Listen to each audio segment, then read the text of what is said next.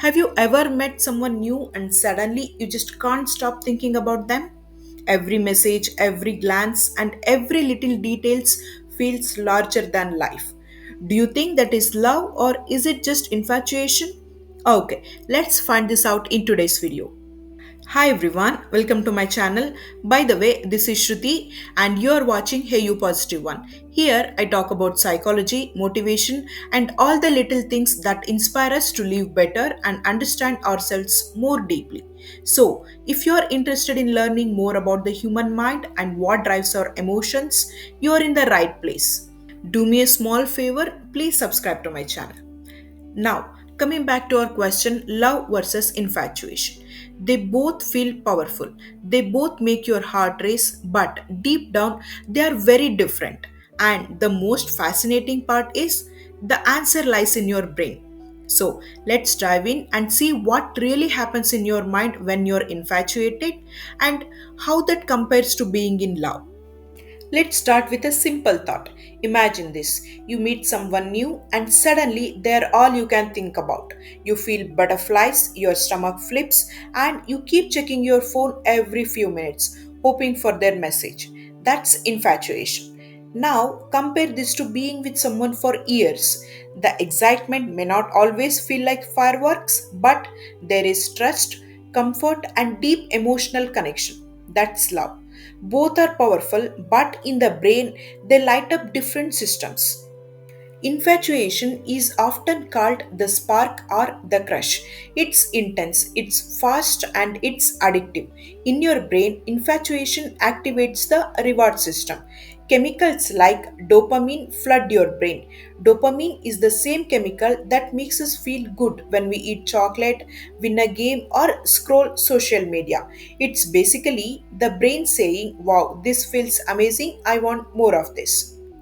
Another chemical that spikes is norepinephrine. That's why your heart races, your palm sweats, and you feel restless. It's the body's version of excitement mixed with anxiety.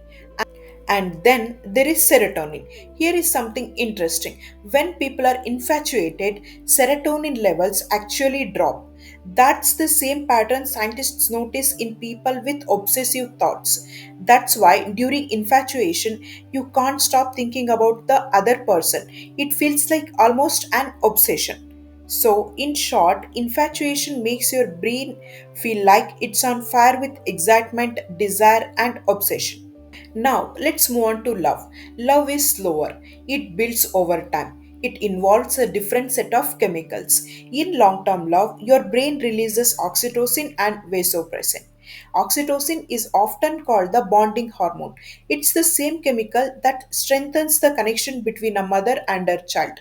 In romantic relationship, oxytocin creates trust, safety, and emotional closeness. Vasopressin is linked to long term commitment and loyalty. It's what helps us stay with one partner and feel secure in the relationship. And here is the difference. While infatuation makes you restless and obsessed, love calms you and it gives you peace, safety, and stability. So, how do we tell them apart? Simple. Infatuation is like a wild storm. It hits hard, it's intense, but it can fade quickly. Love is more like a steady flame.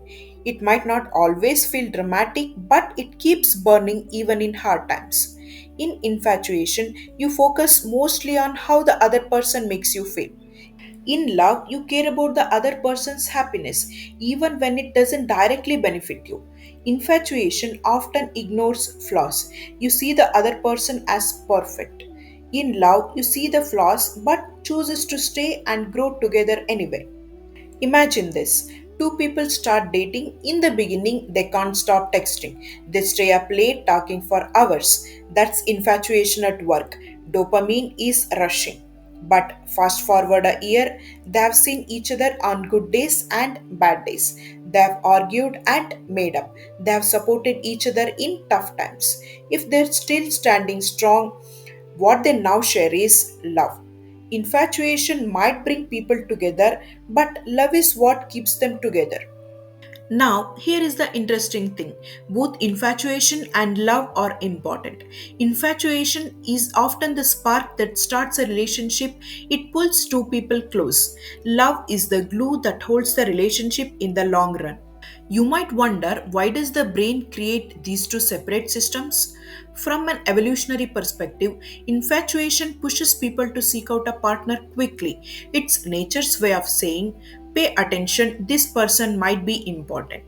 Love, on the other hand, ensures long term bonding, raising children, and building stable families. So, infatuation is about attraction and excitement. Love is about survival and stability. Both serve a purpose. So, if you're wondering whether you are in love or just infatuated, here are some signs. If your feelings are mostly based on appearance, status, or thrill of the chase, it's infatuation. If your feelings grow stronger after truly knowing someone's flaws and struggles, that's love. If you feel anxious, restless, even when they are not around, it's infatuation. If you feel calm, secure, supported, even during silence, it's love. And the truth is, real relationship often starts with infatuation but must grow into love to last. So, here is the takeaway. Infatuation lights up your brain like fireworks. It's thrilling, addictive, and unforgettable. But love rewires your brain for trust, stability, and deep connection. Infatuation about wanting someone, love is about caring for someone. Both are beautiful, both are human, but only love has the power to last a lifetime. So, thank you so much for watching. If you enjoyed this video and learned something today, please don't forget to like, share, and subscribe for more psychology content.